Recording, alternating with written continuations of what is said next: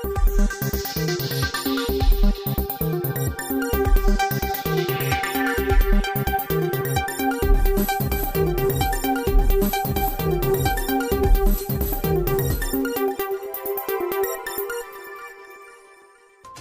आप देख रहे हैं शुभ 24 न्यूज और मैं हूं आपके साथ हिमांशी शर्मा। आइए नजर डालते हैं इस वक्त की हेडलाइंस पर।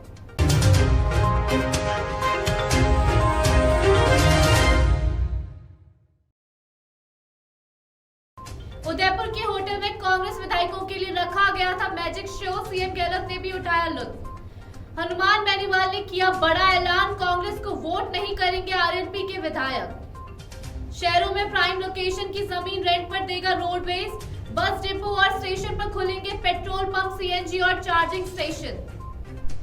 और गंगानगर के भारत पाक बॉर्डर पर 15 करोड़ की 3.5 किलो हेरोइन बरामद, पाकिस्तान से ड्रोन से फेंकी गई थी हेरोइन। और अब खबरें विस्तार से। राजस्थान में राज्यसभा चुनाव के लिए 10 जून को मतदान होना है। वहीं उससे पहले तीनों राज्यसभा सीटें जीतने के लिए कांग्रेस पूरा जोर लगा रही है। टूट फूट से बचने के लिए कांग्रेस विधायक इन दिनों उदयपुर के एक 5 सितारा होटल में ठहरे हुए हैं। इस दौरान राजनीति के जादूगर अशोक गहलोत की मौजूदगी में मैजिक शो का भी आयोजन किया गया। गौरतलब है कि कांग्रेस विधायकों के लिए होटल में जादूगर आंचल का शो करवाया गया था। जादूगर आंचल उदयपुर की हैं और देश भर में उनके मैजिक शो होते रहते हैं। वहीं मैजिक शो के दौरान विधायक काफी हल्के फुल्के मूड में नजर आए और जादूगर आंचल की ट्रिक पर एंजॉय करते भी दिखे।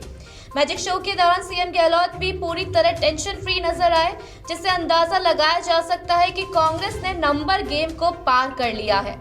जिन बीटीपी के 2 विधायकों को लेकर शंका जताई जा रही थी, वे भी उदयपुर पहुंच चुके हैं। वहीं कांग्रेस और अशोक गहलोत का 130 की बजाय 126 वोटों का दावा भी साबित होता नजर आ रहा है और साफ साफ दिखाई दे रहा है कि राजनीति के जादूगर अशोक गहलोत नंबर गेम जीत चुके हैं। वहीं बीजेपी का नंबर गेम 23 पर अटकता नजर आ रहा है, जबकि जीत के लिए निर्दलीय सुभाष चंद्रा को 41 वोट चाहिए। वो 8 वोट फिलहाल कहीं से आते नहीं दिख रहे हैं। जैसे में अशोक गहलोत का इलेक्शन मैनेजमेंट सफल साबित होते नजर आ रहा है। राजस्थान में राज्यसभा चुनाव का दंगल रोचक हो गया है। कांग्रेस और बीजेपी की बाड़ाबंदी के खेल में दोनों खेमे विधायकों का अपना अपना कुनबा बढ़ाने के लिए पुरजोर कोशिश कर रहे हैं। बाड़ाबंदी के इस खेल में सीएम अशोक गहलोत अपने लक्ष्य के करीब पहुंचने वाले हैं। इससे बीजेपी समर्थित निर्दलीय प्रत्याशी सुभाष चंद्रा की मुश्किलें बढ़ती हुई नजर आ रही हैं। कांग्रेस के बाद अब बीजेपी ने भी अपने विधायकों की बाड़ाबंदी कर दी है। वे भी अपने 60 विधायकों को लेकर राजधानी जयपुर के नजदीक जामडौली में स्थित एक होटल में पहुंच गई है। और वहीं कांग्रेस ने अपने विधायकों की बाड़ाबंदी उदयपुर में एक लग्जरी होटल में रख रखी है।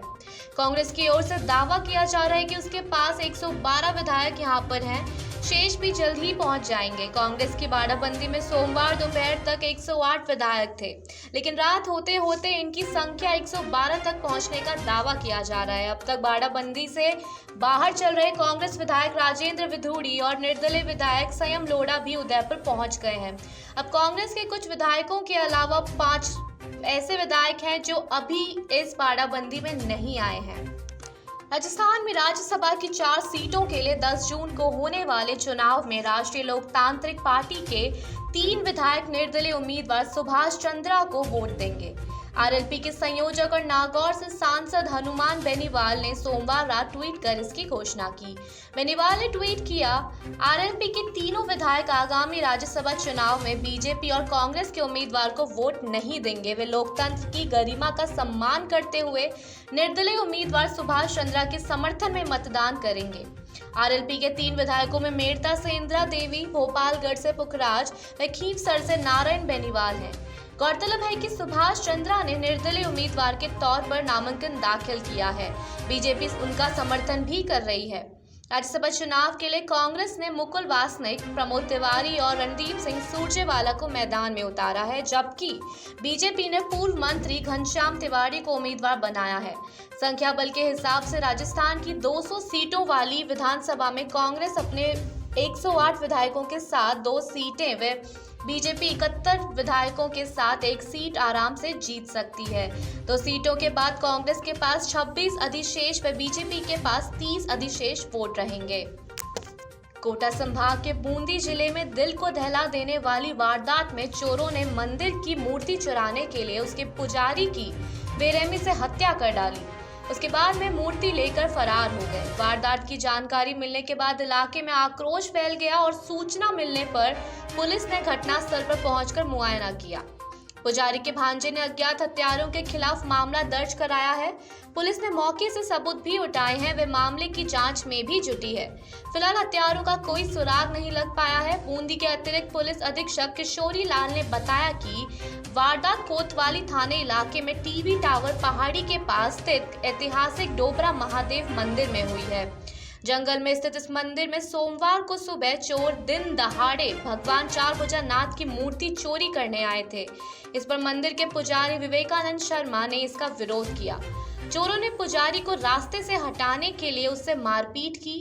बाद में चाकुओं से ताबड़तोड़ वार कर उसे गोद डाला। इसे पुजारी खून से लथपथ होकर वहीं गिर पड़ा और उसकी मौके पर ही मौत हो गई। उसके बाद हत्यारों ने पुजारी के शव को घसीटकर एक तरफ कर दिया और चारभुजा नाथ की मूर्ति उठाकर ले गए। पुजारी के भांजे अभिषेक ब्रजवासी ने बताया कि उसके मामा रोजाना सुबह 9 बजे भगवान के सामने भोग रखते थे। उसके 1 घंटे बाद उसे ग्रहण भी करते थे। सोमवार को भगवान के सामने रखा गया भोग उठाया हुआ नहीं था। इससे जाहिर होता है कि उनकी हत्या सुबह के समय ही की गई थी। भारत पाकिस्तान अंतर्राष्ट्रीय बॉर्डर पर सीमा पार से पाक की नापाक हरकतें थमने का नाम नहीं ले रही हैं। बॉर्डर सिक्योरिटी फोर्स ने एक बार फिर भारत पाक सीमा पर श्री गंगानगर जिले में 3.5 किलो हेरोइन बरामद कर 4 तस्करों को दबोचा है। बरामद की गई हेरोइन का बाजार मूल्य करीब 15 करोड़ रुपए बताया जा रहा है। ये हेरोइन ड्रोन के जरिए बॉर्डर पर भारतीय सीमा में फेंकी गई है। बीएसएफ पकड़े गए तस्करों से पूछताछ में जुटी है। बीते 1 सप्ताह के भीतर बॉर्डर पर ड्रग्स पकड़े जाने की यह दूसरी बड़ी घटना है। उससे पहले भी यहां ड्रोन के जरिए मादक पदार्थों की तस्करी होती रहती है। बीएसएफ की ओर से पकड़े गए चोरों तस्कर पंजाब के रहने वाले हैं। बीएसएफ के अधिकारी उनसे पूछताछ में जुटे हैं। हाल ही में 7 दिन पहले भी 5 तस्करों को पकड़कर उनसे करीब 35 करोड़ की हेरोइन बरामद की गई थी। 1 सप्ताह के भीतर ही इस तरह की दूसरी हरकत देखकर बीएसएफ अब और ज्यादा अलर्ट हो गई है। जिले के गुड़ामालनी में देर रात एक भीषण सड़क हादसा हो गया। एक ट्रेलर ने कार को जोरदार टक्कर मार दी।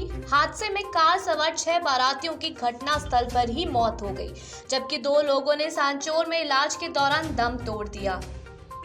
वहीं एक बाराती की हालत गंभीर बताई जा रही है। हादसा गुड़ामालनी के आलपुरा मेगा हाईवे पर होने का बताया जा रहा है। गौरतलब है कि बारा जालौर जिले के सेडिया गांव से गुड़ामालनी के कांधी की डांडी आ रही थी। इसी दौरान गुड़ामालनी मेगा हाईवे के आलूपुरा गांव के पास हादसा हो गया। हादसे की सूचना मिलने पर पुलिस मौके पर पहुंची। उसके बाद पुलिस ने शव सीएचसी स्थित मोर्चारी में रखवाए। वहीं घायलों को सेंटर रेफर किया गया। 8 बारातियों की मौत के बाद शादी की खुशियां मातम में बदल गई। पुलिस ने मेगा हाईवे पर लगे जाम को खुलवाया। दर्दनाक हादसे के बाद पूरे क्षेत्र में शोक की लहर छा गई है। जोधपुर में बाइक पर जा रहे 2 सगे भाइयों को बुलेरो रौंदते हुए निकल गई। टक्कर इतनी तेज थी कि बाइक चला रहा युवक हवा में उछलकर पहले बोनट पर गिरा, फिर सड़क पर। उसकी मौके पर ही मौत हो गई और पीछे बैठा भाई घायल हो गया। इस दर्दनाक हादसे का वीडियो भी सामने आया है। मामला जोधपुर के बोरोनाडा थाने के शिल्प ग्राम का है। पुलिस के अनुसार घटना रविवार सुबह 8 बजे की बताई जा रही है। संतोष नगर के रहने वाले मनोहर लाल के दोनों बेटे काम पर जा रहे थे। एसआई धर्माराम ने बताया कि सांगरिया पर रोड क्रॉस करते समय स्पीड में आ रही बुलेरो ने 18 साल के दुशाल खरे और बड़े भाई अजय को टक्कर मार दी। इसमें दुशाल की मौके पर ही मौत हो गई और वहीं अजय को एम्स ले जाया गया, जहां उसका इलाज चल रहा है। ड्राइवर टक्कर के बाद भी स्पीड में कार दौड़ाता रहा। इसकी सीसीटीवी भी सामने आई है, जिसमें साफ नजर आ रहा है कि भयंकर टक्कर के बाद दुशाल हवा में उछल के गया। एसआई धर्माराम ने बताया कि बुलेरो ड्राइवर की पहचान धन्नाराम प्रजापत मोरना कल्याणपुर के तौर पर हुई है। वह कल्याणपुर के उमराई के एक महंत का ड्राइवर है। एक्सीडेंट के समय महंत के शिष्य भी गाड़ी में थे। उन्होंने ही अजय को एम्स पहुंचाया और पुलिस ने मामला दर्ज कर लिया है और आरोपी ड्राइवर की तलाश कर रही है। राजस्थान में एक बार फिर मौसम में बदलाव देखने को मिल सकता है। प्रदेश के 7 जिलों में बारिश, बूंदाबांदी और धूल भरी हवाएं चलने के आसार हैं। वहीं कई शहरों में सोमवार सुबह और दिन में बादल छाने के बाद लोगों को तेज गर्मी से थोड़ी राहत मिली। सवाई माधोपुर, करौली, जयपुर, धौलपुर और टोंक में कल दिन का तापमान रविवार के मुकाबले 1 से लेकर 3.5 डिग्री सेल्सियस से नीचे चला गया।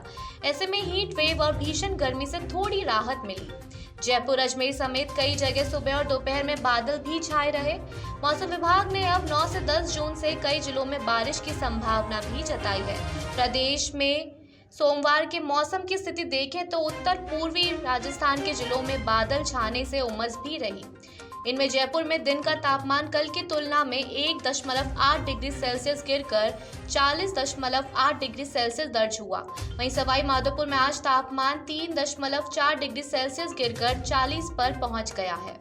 जयपुर, सवाई माधोपुर के अलावा टोंक के वनस्थली में 1.6 डिग्री सेल्सियस, धौलपुर में 1.6 डिग्री सेल्सियस, करौली में 1.4 डिग्री सेल्सियस, डूंगरपुर, गंगानगर, कोटा में तापमान में 0.5 डिग्री सेल्सियस की गिरावट हुई है।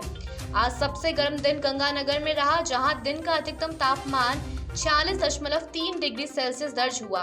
गंगानगर के अलावा चूरू, बीकानेर, अलवर, हनुमानगढ़ और पिलानी में दिन का अधिकतम तापमान 45 डिग्री सेल्सियस से ऊपर रहा। आज के लिए बस इतना ही। बने रहिए हमारे साथ शुभ 24 न्यूज में। नमस्कार।